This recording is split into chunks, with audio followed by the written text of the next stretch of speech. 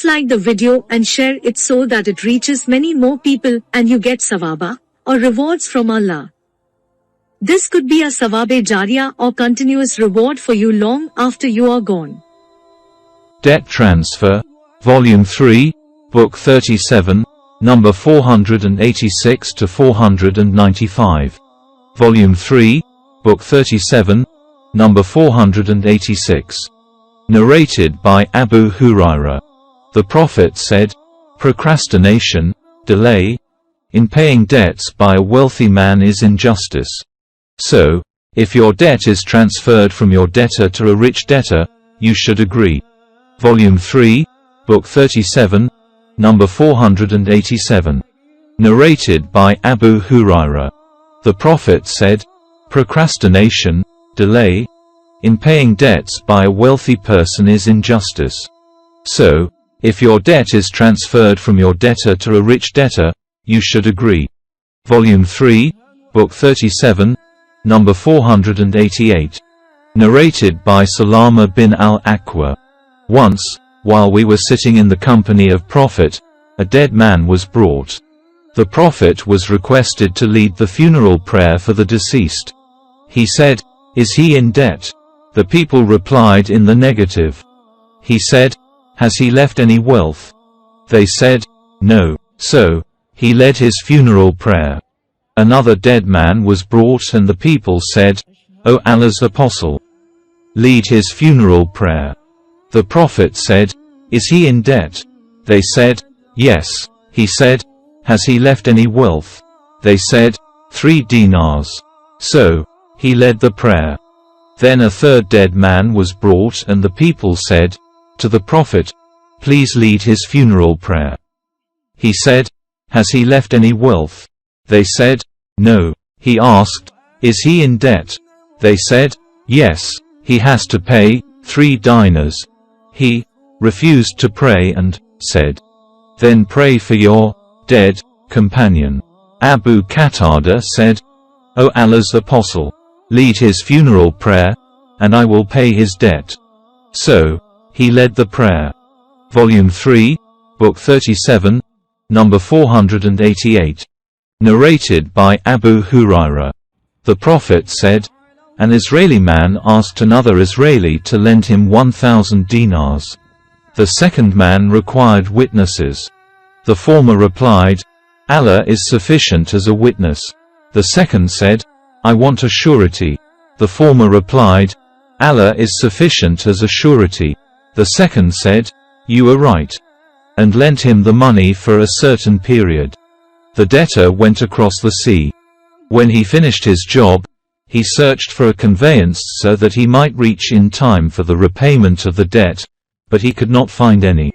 So, he took a piece of wood and made a hole in it, inserted in it 1,000 dinars and a letter to the lender and then closed, i.e. sealed, the hole tightly. He took the piece of wood to the sea and said, "O Allah, you know well that I took a loan of 1,000 dinars from so-and-so. He demanded a surety from me, but I told him that Allah's guarantee was sufficient and he accepted your guarantee. He then asked for a witness and I told him that Allah was sufficient as a witness, and he accepted you as a witness. No doubt, I tried hard to find a conveyance so that I could pay his money but could not find. So I hand over this money to you." Saying that, he threw the piece of wood into the sea till it went out far into it, and then he went away. Meanwhile he started searching for a conveyance in order to reach the creditor's country. One day the lender came out of his house to see whether a ship had arrived bringing his money. And all of a sudden he saw the piece of wood in which his money had been deposited. He took it home to use for fire. When he sawed it, he found his money and the letter inside it.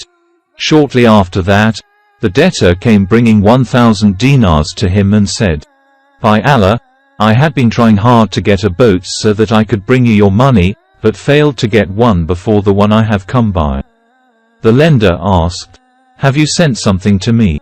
The debtor replied, "I have told you I could not get a boat other than the one I have come by." The lender said, "Allah has delivered on your behalf the money you sent in the piece of wood." So, You may keep your 1,000 dinars and depart guided on the right path. Volume 3, Book 37, number 489. Narrated by Said bin Jubair. Ibn Abbas said, in the verse, to everyone we have appointed, Mawaliya means one's heirs, 4.33, and regarding the verse, and those with whom your right hands have made a pledge. Ibn Abbas said, when the emigrants came to the Prophet in Medina, the emigrant would inherit the Ansari while the latter's relatives would not inherit him because of the bond of brotherhood which the Prophet established between them, i.e. the emigrants and the Ansar. When the verse, and to everyone we have appointed heirs, 4.33, was revealed, it cancelled the bond, the pledge, of brotherhood regarding inheritance. Then he said, the verse, to those also to whom your right hands have pledged, remained valid regarding cooperation and mutual advice, while the matter of inheritance was excluded and it became permissible to assign something in one's testament to the person who had the right of inheriting before. Volume 3, Book 37, number 490.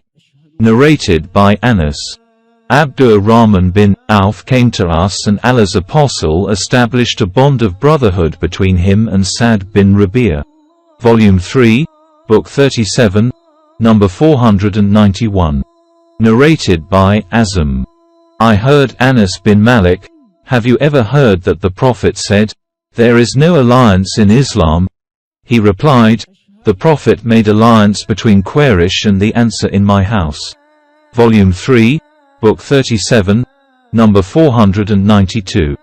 Narrated by Salama bin al-Aqwa. A dead person was brought to the Prophet so that he might lead the funeral prayer for him. He asked, is he in debt? When the people replied in the negative, he led the funeral prayer. Another dead person was brought and he asked, is he in debt?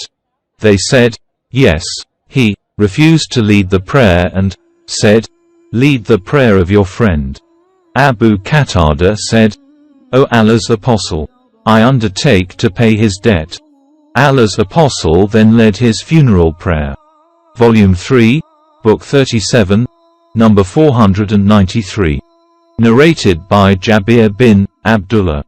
Once the Prophet said to me, if the money of Bahrain comes, I will give you a certain amount of it. The Prophet had breathed his last before the money of Bahrain arrived. When the money of Bahrain reached, Abu Bakr announced, whoever was promised by the Prophet should come to us. I went to Abu Bakr and said, the Prophet promised me so and so. Abu Bakr gave me a handful of coins and when I counted them, they were 500 in number. Abu Bakr then said, take twice the amount you have taken, besides.